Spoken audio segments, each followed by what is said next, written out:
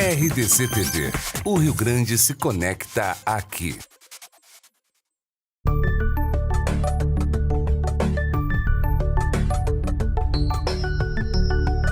Boa noite a todos, é uma satisfação estarmos novamente juntos apresentando o nosso Tempo em Família. Hoje, nessa data tão importante. Que data? Freud dizia o seguinte, que o pai, ele passa a ser a condução do filho dos braços da mãe para o mundo. Então, esse papel é muito importante. Acredito que vocês também o achem, mas nós vamos debater esse assunto aqui sobre o Dia dos Pais. O nosso tema de hoje é a importância do pai na formação dos filhos. Para isso, eu trouxe duas pessoas que são exemplos nas suas áreas de pai dedicado e de profissional também dedicada e que atua nessa área da família. Eu convidei o empresário Fernando Buneder, que fora dono da incorporadora Estemac, hoje é dono, presidente da Usaflex e que tem uma experiência de pai ímpar, diferenciada, que todos nós devemos ouvir para também podermos praticar. Fernando, é um prazer te ter aqui. O prazer é meu, Sara. Prazer é meu. Obrigada. Prazer é meu. Também convidei a doutora Karime Saldanha, é psicóloga clínica da infância, juventude, da família, da adolescência, é especializada nesse tema família. Doutora Karime, é um prazer tê-la aqui conosco e poder usufruir do seu conhecimento e da aplicabilidade desse conhecimento nas famílias de Porto Alegre e do Rio Grande do Sul.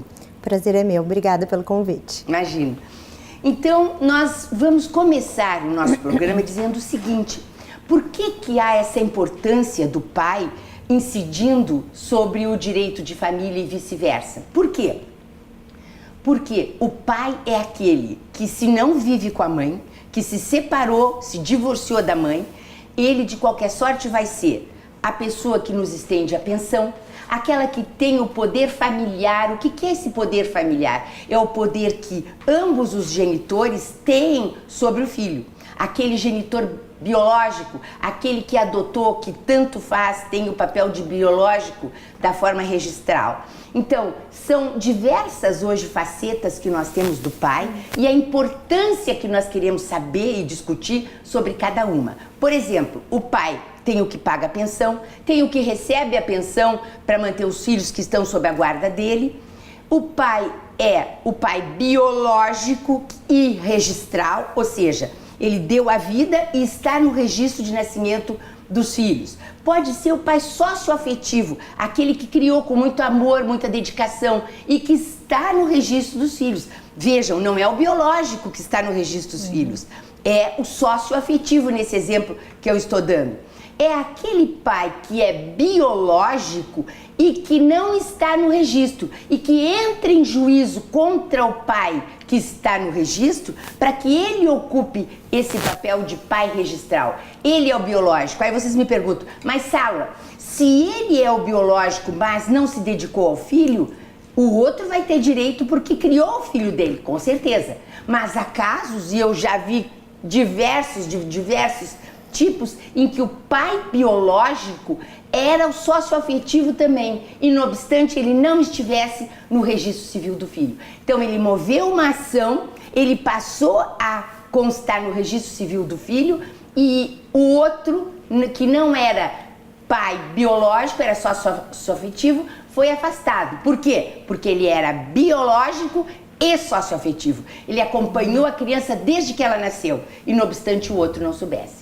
Mas, feita essa introdução para posicionar os papéis dos pais no nosso direito de família, eu gostaria de começar com um pai exemplar, perguntando para ele se ele considera que foi um pai participativo na vida dos filhos. Sim, Sara. Fui um pai participativo e o que muito me ajudou é a união que eu tenho com meus filhos. E essa união me traz assim um carisma total, porque eu tenho aquele hábito de jantar na casa de um filho, jantar na minha casa. Então a gente tem uma união muito forte nisso aí. Então isso me ajuda muito, isso aí. Quando a mãe dos teus filhos, quantos são, Fernando, faz favor? Nós somos 3 filhos. 3 2 filhos. mulheres e um homem. Quando a mãe dos teus filhos ficou doente há muito tempo, como é que foi o teu papel? Tu assumiste a casa e os filhos? Tu tiveste alguma revolta dos filhos contra ti pela posição da mãe? Como é que se processou esse convívio familiar quando ela ficou doente? Nenhuma revolta, Saula, porque eu fui um cara assim que eu tive uma formação diferente de algumas coisas. Eu montei uma UTI dentro da minha casa, tá? E meus filhos me ajudaram muito nessa parte aí. Então conseguimos levar isso aí com uma harmonia muito boa e Deus levou ela, mas com todo o carinho que nós tivemos com eles. E agradeço sempre meus filhos pela atitude que eles tiveram comigo e o carinho que eles têm hoje comigo pelo tratamento que o pai deu para a mãe. Então, estou muito grato hoje, total, por isso aí. Disseste tudo. Como é importante, às vezes eu observo nos litígios de família que o ex-cônjuge não quer ajudar a ex-mulher pagando pelo menos um plano de saúde. Olha o exemplo que o Fernando traz. Como é que os nossos filhos não ficarão felizes ao verem que, não obstante nossos pais sejam divorciados, na necessidade de um, o outro que pode acolhe? Aí tu ficaste viúvo. Sim. Na viuvez, como é que eles enfrentaram esse momento? Se aproximaram muito de ti? Se afastaram de ti? Como é que foi? Mais unidos ficamos. Mais unidos ficamos. E tu administrando casa, filhos, tranquilamente, consegui administrar tudo e agradeço sempre, e toco sempre esse assunto, agradeço muito a eles, que eles me ajudaram muito. E o teu pai, como é que foi contigo? Essa tua maneira de ser afetiva com os teus filhos, isso advém da tua família de origem? Vem. Eu tinha muito carinho do meu pai, eu era uma pessoa seguinte, eu tinha que passar na casa do meu pai todos os dias, isso era sagrado. Eu tinha que passar lá, tomar chimarrãozinho com ele. Era todos os dias, isso era sagrado. Então, eu acho que meus filhos viram essa minha maneira de ser. Certeza. E eles vieram atrás de mim na mesma formaçãozinha minha. Agora eles têm um pai bem apessoado, como diz a doutora Karime, pra gente procurar um adjetivo. Um pai viúvo já há bastante tempo. Como é que eles veem a possibilidade desse pai casar? Primeiro, esse pai quereria casar? Não, eu quero viver hoje com meus filhos, Sandra. Olha só. E eles como é que veem isso? Não, eles até, às vezes em quando, dizem assim, pai, arruma uma pessoa para estar contigo. Recomeçamos o nosso tempo em família, falando sobre o dia de hoje, o Dia dos Pais. Dos pais que estão aí presentes, dos pais que não mais estão como o meu e de quem eu sinto tanta saudade. Então, o que importa é aquilo tudo que nós vivenciamos com eles. E agora nós vamos saber, com a doutora Karime Saldanha, qual é essa situação de entrosamento do pai? Eu falei em Freud no princípio como uma dica geral, né? Uma do posicionamento do pai. Como é que a senhora, como profissional de saúde mental, vê essa colocação do pai ao filho, ao chegar ao filho, depois que ele tem esse vínculo tão estreito com a mãe? Bom, podíamos começar primeiro agradecendo, né, o convite pela vinda. Merecido. Obrigada. E da gente poder pensar, talvez, né, em termos de mudança, né, que se vem tendo nesse posicionamento do papel dos pais na família ao longo dos tempos, né, e que hoje em dia é muito mais presente, embora tenhas, né, trazido uma série de situações em que os pais se excluem desse movimento, que os pais deixam de participar da vida dos filhos, de que hoje nós temos muito mais pais interessados em poderem participar junto com as mães ou, inclusive, individualmente, como o Fernando estava falando, depois de um momento de vida, né? Com certeza. Esses pais, como o Fernando, que passou uma fase assim da vida, esses pais que criam sozinhos, como eles o fazem? Como eles se preparam para isso? Não, se é que se preparam, né, doutora? Não temos isso ainda tão comum, né? Já temos situações em que os pais têm podido se apropriar muito mais desse lugar de cuidado, de participação, de interação, de diálogo e respeito com os filhos, tomando essas pessoas como sujeitos separados e diferentes e levando em conta a existência de uma mãe mesmo que uma ex-companheira. O que agrava, né? Quando chega na adolescência, Como devem se comportar os pais? Isso é muito importante. É igual para ambos, a adolescência dos filhos. Como devo eu me comportar como mulher e como ele como homem? É igual, doutora? Tu te referes exatamente a pai e mãe com os filhos ou o pai em relação aos filhos meninos e as filhas meninas, Não, filhas adolescentes? eu generalizei. Se tem que separar, separe-os, por favor. Tá bem, porque eu fiquei pensando na relação das mães e dos pais com Sim. seus filhos, homens e mulheres em transformação, né? Porque eu acho que tem uma certa diferença pela via identificatória, né? De que as meninas, muitas vezes, ao começarem a se transformar em mulheres, tendem a se afastar um pouco, às vezes, não sabem muito bem como se aproximar, os pais também. Os filhos homens em transformação tentam se identificar. Então, aquilo que o Fernando estava falando do modelo de pai, de como ele se comporta na vida, no afeto, nas relações, com certeza vai influenciar. Né? E poder ter uma filha que tem um pai como parceiro no diálogo, que segue orientando, que segue informando, vai ajudar numa escolha amorosa, seja de que ordem for, né? Tanto para o filho homem quanto para a filha mulher. Os dois lados. Nós vivemos hoje uma situação de muita multiparentalidade, não é? Sim. Eu gostaria que a senhora apreciasse, por exemplo, como é que fica essa figura do pai. O pai necessariamente deve ser um homem? Não necessariamente.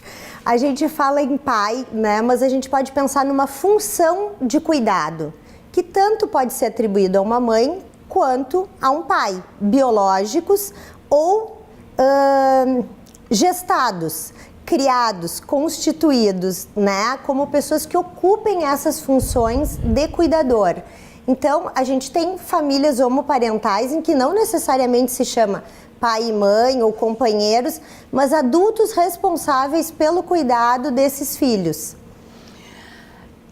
Na realidade, conforme a senhora ia falando, eu estava pensando aqui, nós não temos ainda experienciado bem essa situação.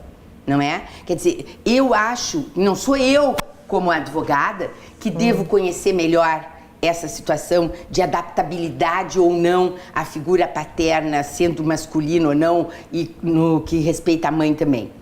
Mas eu acho que o profissional de saúde mental é quem tem que nos abrir esse caminho. A senhora não concorda comigo?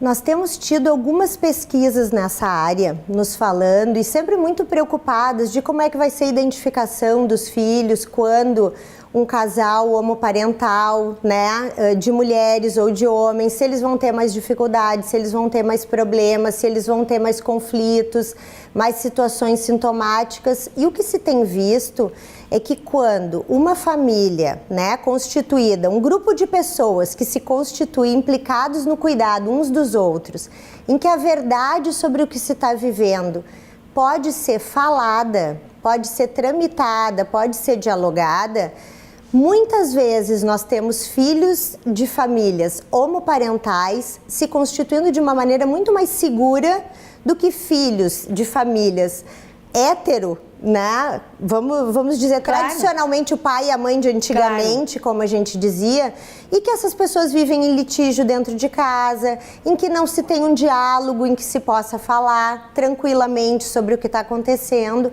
e às vezes a gente tem pessoas com mais desestruturação na sua constituição do que em situações em que isso pode ser dialogado. Eu acho muito importante que hoje nós, profissionais do direito, andemos par e passo com vocês, profissionais de saúde mental. Porque as dúvidas, as preocupações assolam. E eu, na medida em que eu vou fazer uma adoção de uma criança, eu não estou ali só como um mero instrumento, sim, de adoção frente ao Poder Judiciário. Então, isso me preocupa sobremaneira, não é? Aí eu pergunto para a senhora, como é que vê essa situação de adoção? Vamos afastar essa questiúncula que se criou dizendo assim, bom, vão ser adotados por casais homossexuais, porque senão não tem quem os adote. Não é assim. Uma adoção leva muito tempo, o advogado batalha para acelerá-la, não é fácil. Eu tive casos já de adoção em que o pai passara pela cidade onde a criança vivia com a mãe, tinha um casal maravilhoso que quereria adotá-la e levou 2 anos e 9 meses um processo de adoção. Então, essa desculpa de que vai ser adotado por um casal homoparental porque não tem outro que o adote. Não é isso. Então, coloquemos na mesma situação, que é o que me interessa, né? Ambos, o casal hétero e o homo, têm condições de adotar. A senhora viu alguma coisa contra esse procedimento ou no que diz com a sociedade? A sociedade se posicionou aos olhos de uma profissional de saúde mental de maneira receptiva ou não? Como construir? Né? Eu acho que a pergunta foi muito longa, né? Como construir com tranquilidade essa resposta, que talvez não haja uma única resposta, né? Então, nesse sentido, o que nós poderíamos pensar? Dentro de tudo aquilo que eu tentei explanar um pouquinho antes, a sociedade tem preconceito, né? E vem se manifestando nesse sentido de se isso é saudável, se não é. E talvez o que a gente possa é desconstruir um pouquinho essa ideia de que primeiro a gente precisa saber se esses adultos estão constituídos como adultos. Perfeito. Em primeiro lugar, né? Se são pessoas que se constituíram como adultas. Em segundo lugar, se elas se constituíram como um casal, seja de que maneira for, em termos do afeto, de que um respeita o outro e leva em conta o que o outro fala e o que o outro pensa. E depois disso, como é que foi pensado o desejo de ter um filho? Né? Que espaço tem para um filho nessa constituição dessa dupla vincular? E aí a gente pode, então, tramitar uma questão de uma adoção no caso de não existir um filho biológico de uma das pessoas, enfim. Eu acho que nesse sentido a gente vai tendo que caminhar um processo de vida com saúde, né? Mental, física e plena das suas condições.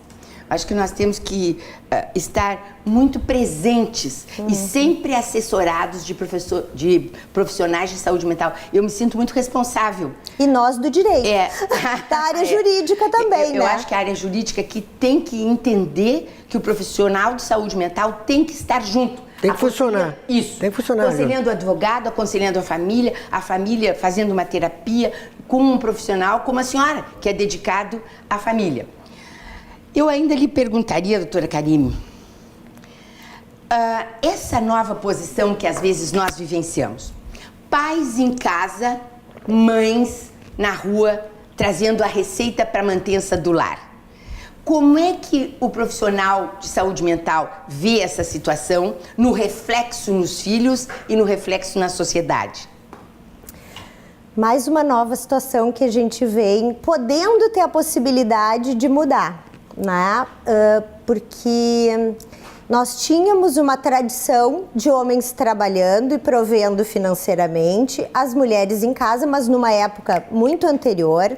Depois a gente começa a ter uma equiparação, né, das mulheres indo, e um problema de que as que decidem hoje ficar em casa, a sociedade não aceita, né? Ainda temos essa situação de que uma mulher que decide hoje se dedicar ao lar é quase execrada. É verdade. E se a gente pensa numa quarta possibilidade, que é um pai assumindo esse lugar enquanto a mãe sai para trabalhar e ganha um provento maior, nós precisamos de uma nova condição de pensar muito mais complexa, né? Muito mais ampla e muito menos preconceituosa do que se tinha em outro tempo, né?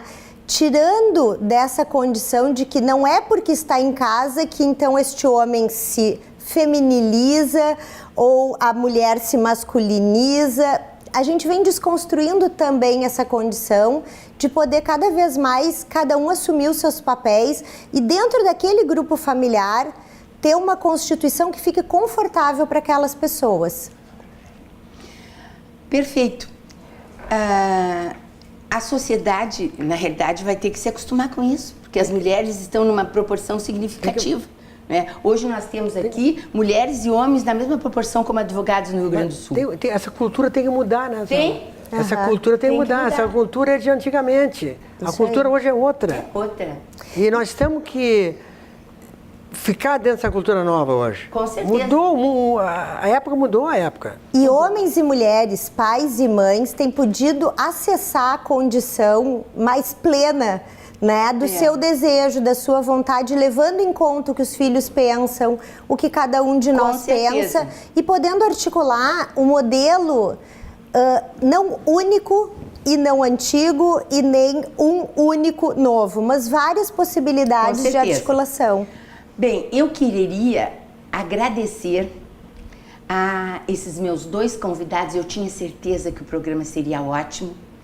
E esse programa a gente fez para vocês pais, que vocês o aproveitem.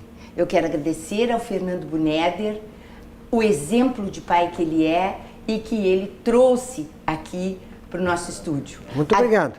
Imagina, quem agradece sou eu. Agradecer a doutora Karime Saldanha. Eu sabia que com a presença dela ia ser uma aula de saúde mental e como nós devemos nos comportar e procurar um profissional quando da necessidade. Eu acho que os nossos filhos têm que ser felizes. Aí que se concentra a nossa realidade. Nós temos que fazer o possível para estender educação, formação e o nosso amor, o nosso afeto. Quem ama, vai amar também. Quem é amado, melhor dito, vai amar também.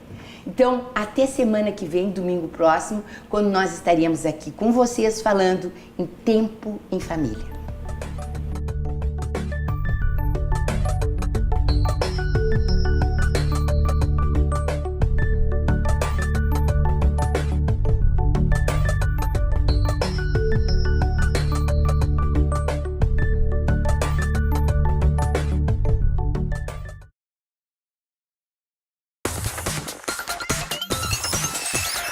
RDC TV. O Rio Grande se conecta aqui.